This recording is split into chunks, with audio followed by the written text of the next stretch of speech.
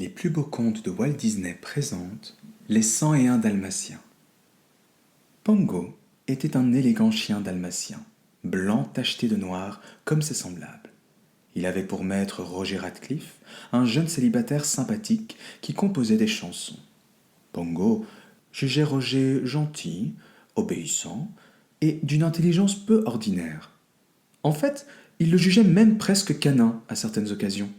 Roger était en effet capable de comprendre les aboiements signifiant « Laisse-moi sortir, je voudrais rentrer s'il te plaît, où est mon dîner et allons faire un tour ?» ce qui n'était décidément pas mal pour un être humain. Tous deux vivaient dans une gentille petite maison, près de Regent's Park, à Londres, mais ils s'y sentaient parfois bien seuls. Pour Pongo, il était clair que son maître avait besoin d'une compagne. Celui-ci se laissait submerger par son travail, écrivant des chansons toute la journée et fort tard dans la nuit. Des chansons d'amour, chose étrange, alors qu'il ne connaissait rien au sujet. C'est pourquoi Pongo décida de prendre l'affaire en pattes et d'organiser une rencontre dans le parc entre Roger et une jolie jeune fille, Anita. Anita possédait elle-même une ravissante chienne dalmatienne nommée Perdita. Rien de tel qu'une promenade dans le parc par une belle soirée de printemps quand les réverbères commencent à clignoter sur tout Londres pour faciliter les histoires d'amour. Au bout de quelques semaines, il y eut un double mariage entre Pongo et Perdita et Roger et Anita, et les chiens s'installèrent dans une douce vie domestique avec leurs heureux maîtres. Les mois s'écoulèrent paisiblement, et en automne, Pongo et Perdita devinrent les orgueilleux parents de leur première portée de chiots. 15 magnifiques petits dalmatiens. Quand Roger vit Nounou, une brave personne qui aidait Anita dans les travaux du ménage, installer les nouveau-nés dans la cuisine, il fut absolument stupéfait. 15 chiots s'exclama-t-il.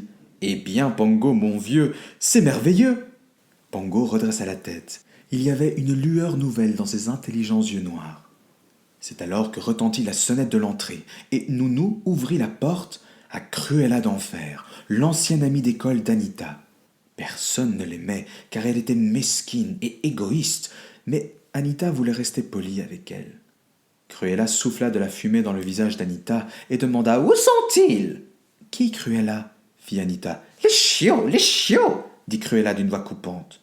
Anita saisit l'un des minuscules chiots et le lui montra. « Ah, je les veux tous, ma chère !» s'écria Cruella. « Tu n'as qu'à me dire ton prix. » Cruella avait une passion pour les manteaux de fourrure et elle s'était mis dans l'idée d'en posséder un blanc tacheté de noir. J'adore les fourrures, je ne vis que pour ça. D'ailleurs, je dors même entre des draps d'hermine. C'est pourquoi il me faut ces dalmatiens. Roger, qui venait juste d'entrer dans la pièce, déclara avec fermeté « Nous ne vendons pas les chiens, c'est définitif. » Pongo se tenait près de lui, hochant la tête. « Pas même un, » ajouta Roger. « C'est non, non et non. »« Vous le regretterez !» hurla Cruella. « Je me vengerai, bande de crétins, idiots !»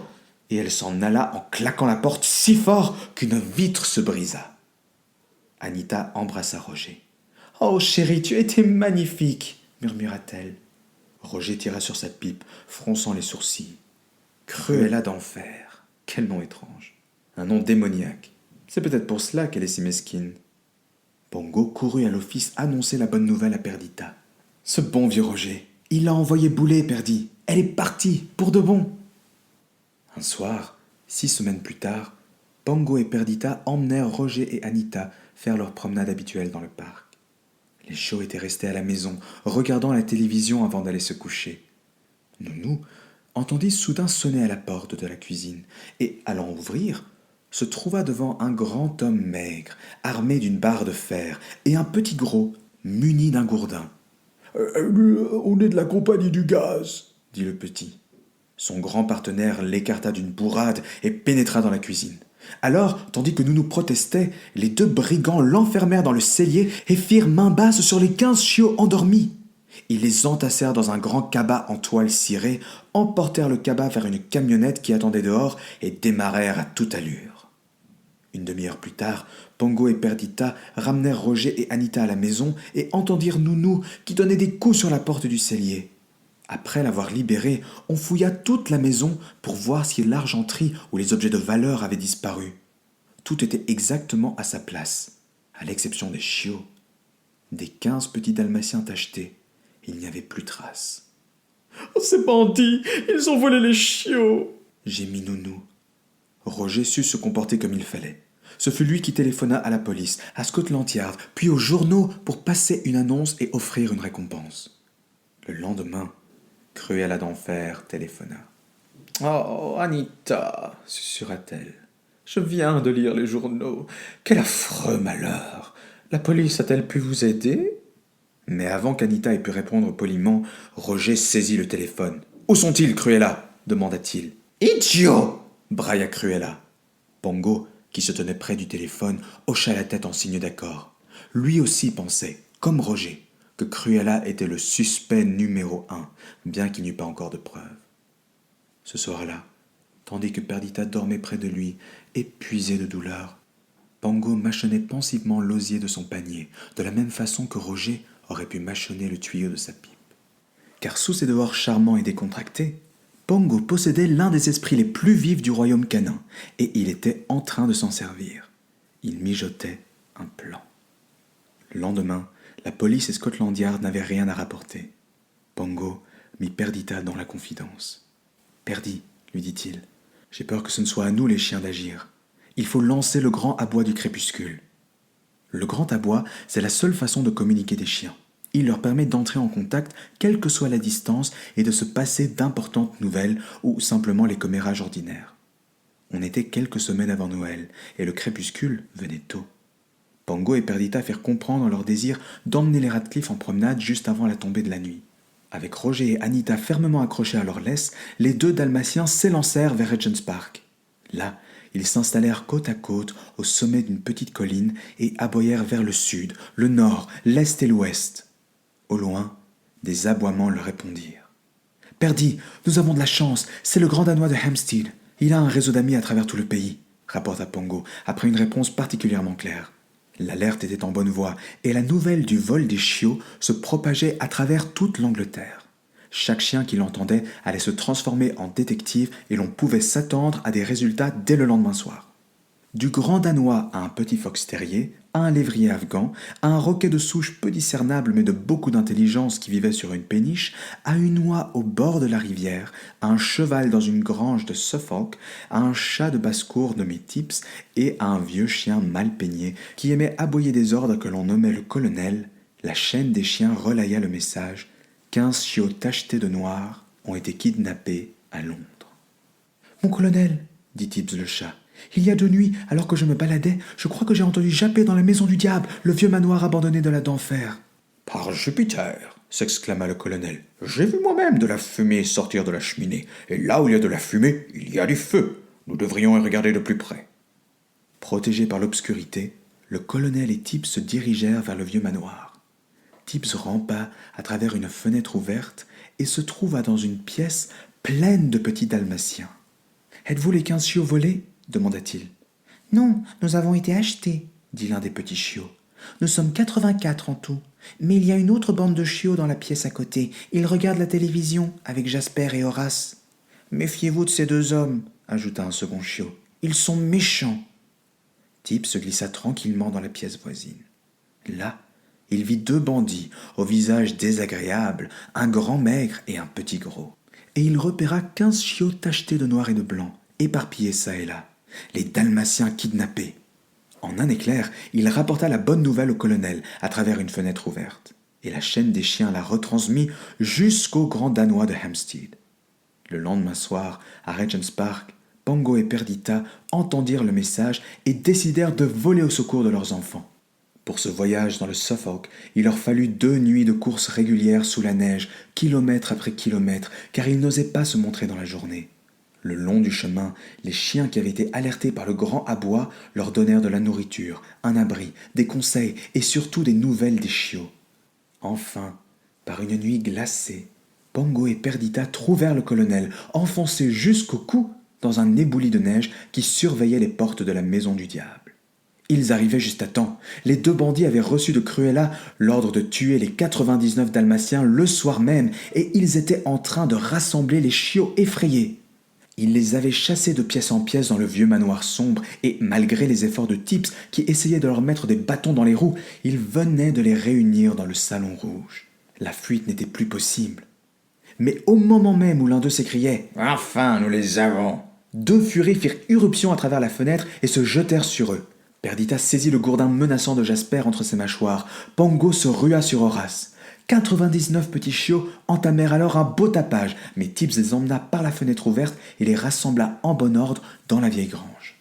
C'est là que parents et enfants se retrouvèrent avec des effusions de joie, tandis que le colonel montait la garde. « Êtes-vous là tous les 15 ?» demanda Pongo. « Beaucoup plus, » dit l'un de ses chiots. « Nous sommes 99 en tout maintenant. » Et ils racontèrent comment Cruella avait acheté tous les dalmatiens qu'elle pouvait trouver parce qu'elle voulait s'en faire des manteaux.